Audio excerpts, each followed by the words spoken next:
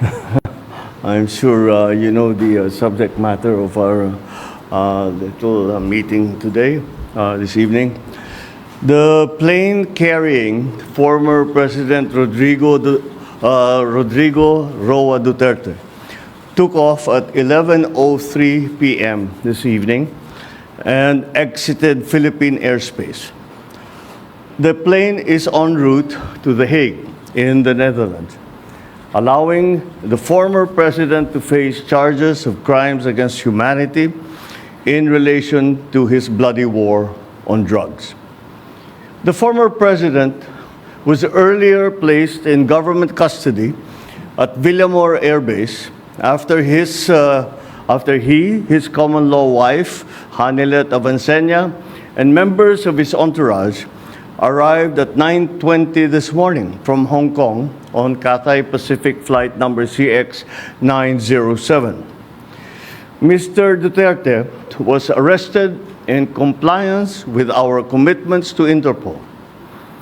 Hours before his arrival, Interpol Manila received an official copy of the ICC warrant. This prompted the Prosecutor General of the Department of Justice to serve the warrant. Interpol asked for help, and we obliged because we have commitments to the Interpol, which we have to fulfill. If we don't do that, they will no longer help us with other cases involving Filipino fugitives abroad. This is what the international community expects of us as the leader of a democratic country that is part of the community of nations. So I'm sure that the details that surround this what has happened today are familiar to you. I just wanted to make very, very clear and give you the facts from for the departure of former President Duterte from the Philippines. Thank you. Thank you very much, Mr. President. Kanina po ay nagpaabot ng tanong ang mga miyembro ng Malacanang Press Corps at atin po itong sasagutin. Question number 1. Mr. President, meron po bang pisikal na kopya ng warrant of arrest laban kay dating Pangulong Rodrigo Duterte mula sa ICC? Oh, meron. This came in. Actually, it came in. I received it from Secretary Remulla. I received it at 3 a.m. last night, and I looked at it, and we went back and forth. 6:30, he wrote me again, and he said, "We have it already. We have the warrant of arrest from Interpol." And I said, "Okay, we'll put all our plans into place, and sige, let's proceed as we had discussed." Now that's what's happened. So yes, there is a very clear document that will explain that will explain the basis on how we conducted this arrest of former President Duterte. Sir, is it okay if we give them a copies of the arrest warrant, photocopies of the arrest warrant? Would that be possible? Do we have limitations on that? We have the limitations, but We have here the SILG, who has been, of course, part and parcel of the entire operation. We will provide the PCO with a digital copy. It has been attested by the Secretary of Justice and the Department of Justice as a lawful and legal warrant. We will publish it after this press conference, and you can use it as reference. These are, it's very simple. It's a request to the Philippine government from Interpol to enforce the arrest warrant. And of course, we comply with our commitments to Interpol. We did not do this because it was derived from or it came from ICC. We did this because Interpol asked us to do it. and we have commitments to them, and we lived up to those commitments. Sir, thank you, sir. Second question, sir. Mr. President, sinasabi ng kampo ni PRRD na unlawful arrest daw itong ginawang pag-aresto sa kanya. Well, we followed every single necessary procedure. We had a very good basis on which to serve that warrant and to read him his rights.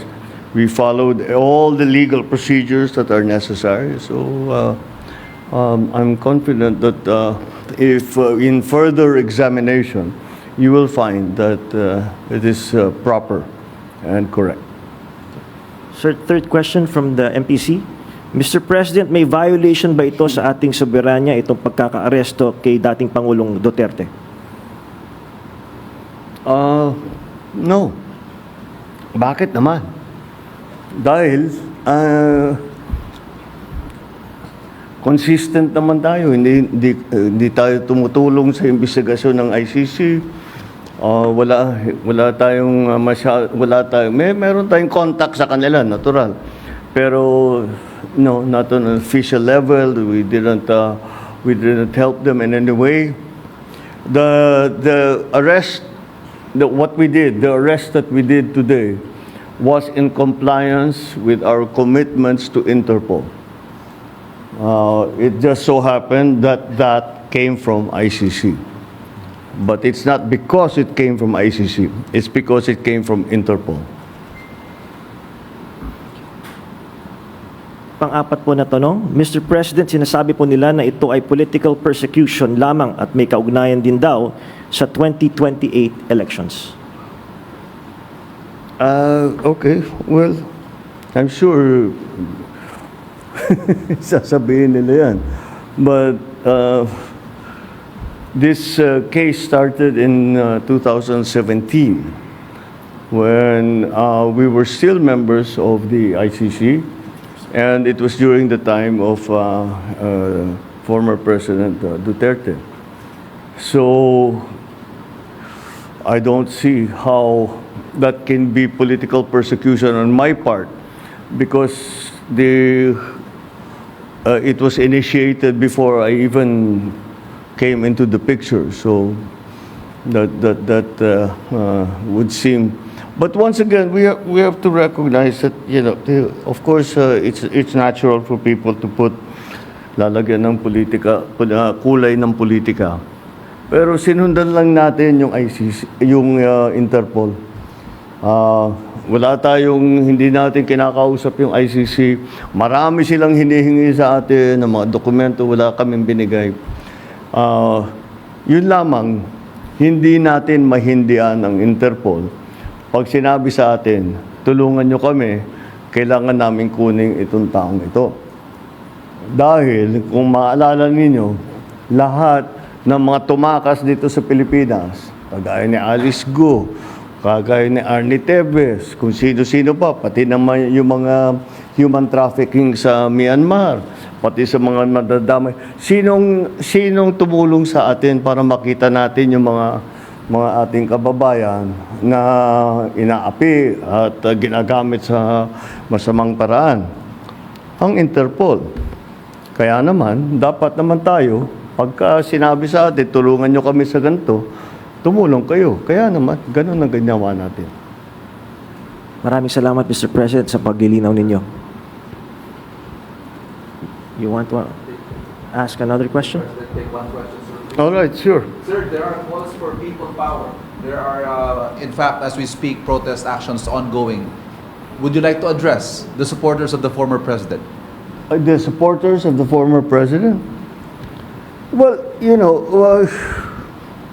again, the government is just doing its job.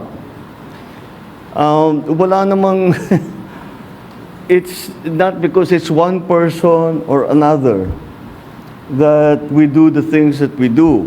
Maybe sa nung mga nakaraan na mga administrasyon, baka ganun ang ginagawa. Pero para sa akin, hindi naman ganun.